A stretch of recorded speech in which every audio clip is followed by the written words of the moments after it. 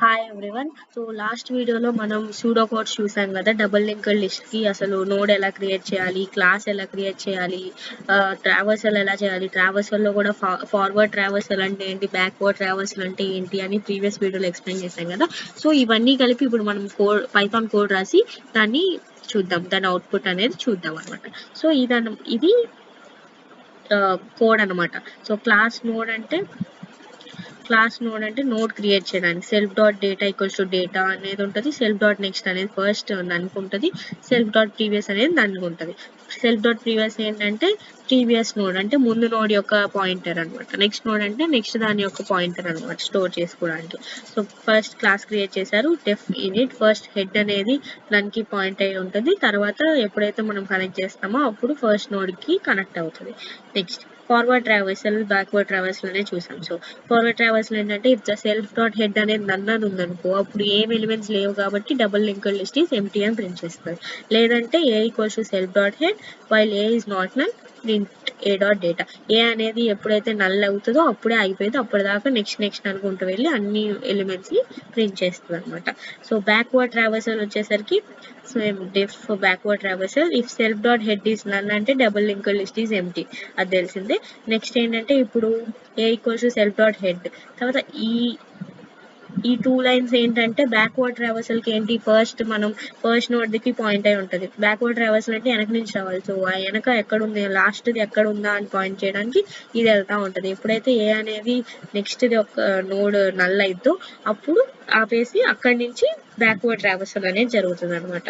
So A equals to A dot preview అంటే previous node. So జరుగుతూ ఉంటుంది. First third node 3 nodes ఉన్నాయి అనుకోండి, థర్డ్ నోడ్కి పాయింట్ అయ్యేదాకా ఈ కోడ్ రన్ అవుతుంది.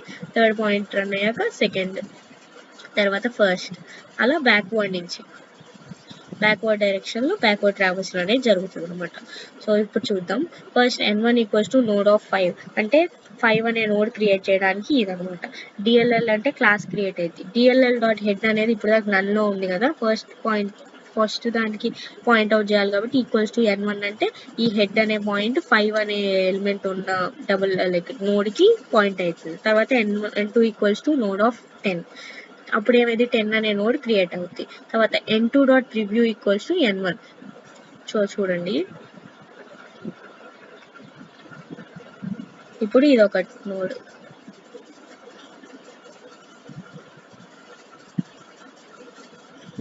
ఇదొక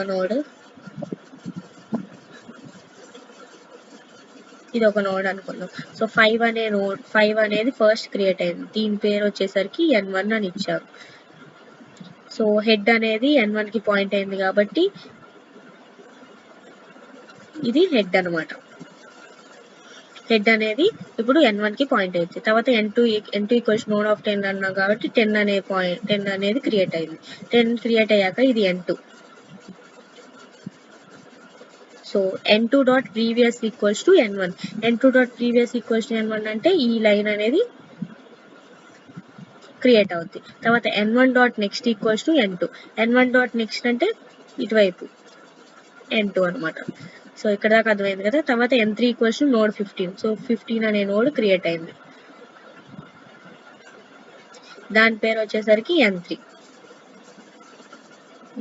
సో ఇది క్రియేట్ అయిపోయింది. So n3 dot previous equals ఇప్పుడు n3 డాట్ ప్రీవియస్ ఏమవ్వాలి, n2 అవ్వాలి.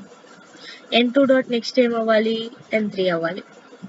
అదే ఈ 2 లైన్స్ అయిపోయింది. తర్వాత n4 అనేది ఇంకో 20 క్రియేట్ చేసి n4 dot preview equals to n3 equals to n3 and 3 dot next equals to n4 అంటే దాని యొక్క ఈ యారోస్ అనేవి కనెక్ట్ అయిపోతాయి. తర్వాత ఫార్వర్డ్ ట్రావర్సల్, బ్యాక్వర్డ్ ట్రావర్సల్ అనేది చేస్తే ఫస్ట్ 5 10 15 20 అని ప్రింట్ అవుతాయి. బ్యాక్వర్డ్ ట్రావర్సల్ అప్పుడు 20 15 10 5 అని లాస్ట్ నుంచి ప్రింట్ అవుతూ ఉంటాయి. సో ఫార్వర్డ్ అంటే ఇలా అనమాట, ఫస్ట్ 5 10 15, తర్వాత బ్యాక్వర్డ్ అంటే 15 10 5 అనేది ప్రింట్ అవుతుంది. సో అది అనమాట ఈ కోడ్, డబుల్ లింక్డ్ లిస్ట్ యొక్క కోడ్. దేనికి నోడ్ క్రియేషన్ ఎలా చేయాలి, forward traversal, backward traversal, next class ఎలా క్రియేట్ చేయాలి. సో దీనికి ఈ కోడ్ అనమాట. సో నెక్స్ట్ నుంచి మనం కొత్తగా ఒక నోడ్ ఇన్సర్ట్ చేయాలంటే ఎలా, డిలీషన్ చేయాలంటే ఎలాగా, లేకపోతే ఇవన్నీ చూద్దాం అనమాట. సో నెక్స్ట్ వీడియోలో ఇవన్నీ చూద్దాం. Thank you for watching.